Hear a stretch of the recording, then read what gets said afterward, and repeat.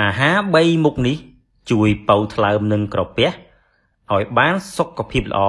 និងប្រឆាំងជាមួយនឹងជំងឺផ្សេងៗទៀតផងខាងក្រោមនេះគឺជាអាហារ3មុខដែលបានជួយប៉ូវថ្លើមនិងក្រពះឲ្យមានសុខភាពល្អហើយវាបានជួយប្រឆាំងនឹងជំងឺផ្សេងៗដទៃទៀតបានយ៉ាងល្អខ្ញុំជឿថាបងប្អូនជាច្រើនច្បាស់ជាសួរថាតើមានអាហារអ្វីខ្លះដែលញ៉ាំទៅល្អសម្រាប់សុខភាពរបស់ក្រពះហើយនិងថ្លើមដូច្នេះនៅក្នុងថ្ងៃនេះខ្ញុំសូមលើកយកណែនាំអាហារ3មុខដែលមានប្រយោជន៍ជួយដល់សុខភាពរបស់ក្រពះនិងថ្លើមរបស់លោកអ្នកអាស្រ័យហេតុនេះហើយលោកអ្នកអាចរកញ៉ាំបាននៅប្រភេទដែលលោកអ្នកចូលចិត្តហើយអាចញ៉ាំវាបានគ្រប់ពេលវេលាទី1ផ្លែល្ហុងជាការពិតណាស់ផ្លែល្ហុងគឺមានអត្ថប្រយោជន៍ច្រើនណាស់សម្រាប់សុខភាពរបស់លោកអ្នកដូចជាជួយសុខភាពពោះវៀនផ្នែកខាងក្នុងផ្លែល្ហុងមានជាតិសរសៃខ្ពស់ដែលមានសារៈសំខាន់ជួយជំរុញដល់ការរំលាយអាហារនិងលើកកម្ពស់ភាពឆ្អែតបានយូរជាមួយគ្នានេះទៀតសោតផ្លែល្ហុងក៏មានជាតិទឹក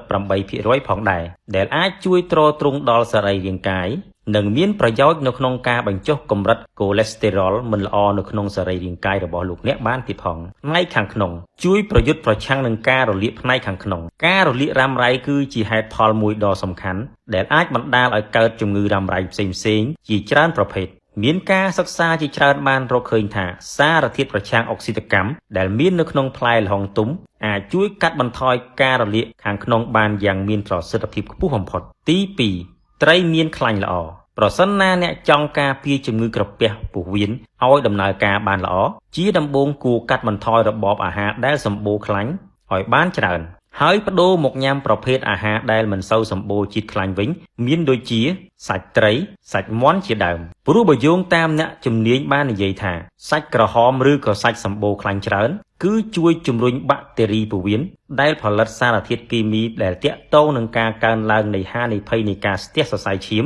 ដូច្នេះអ្នកត្រូវតែប្រយ័ត្នទី3មើមយេននាពេលបច្ចុប្បន្ននេះមើមយេនកំពុងតែមានការពេញនិយមខ្លាំងមែនទែនអ្នកខ្លះយកមកកិនធ្វើជាភេសជ្ជៈអ្នកខ្លះក៏យកមកធ្វើជាបន្លែក៏ព្រោះតែប្រជាជនយើងបានដឹងអំពីផលប្រយោជន៍ជួយសុខភាពច្រើនរបស់មើមយេន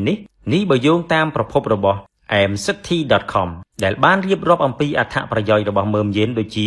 មានអុកស៊ីតកម្មខ្ពស់ជួយសម្អាតជាតិពុលចេញពីថ្លើមតាមរយៈការសិក្សាលើសត្វកណ្ដុរបានឲ្យដឹងថាមើមយេនបានជួយកាត់បន្ថយការរលាកថ្លើមនិងការបង្កើនអង់ស៊ីមបន្សាបជាតិពុលធម្មតាក្រៅពីអាហារជំនួយថ្លើមនេះអ្នកគួរតែតមប្រើប្រាស់គ្រឿងស្រវឹងដូចគ្នាព្រោះគ្រឿងស្រវឹងគឺអាចធ្វើឲ្យថ្លើមរបស់លោកអ្នកខូចថ្លើមរបស់លោកអ្នករលាកថ្លើមរបស់លោកអ្នកក្រិនបាន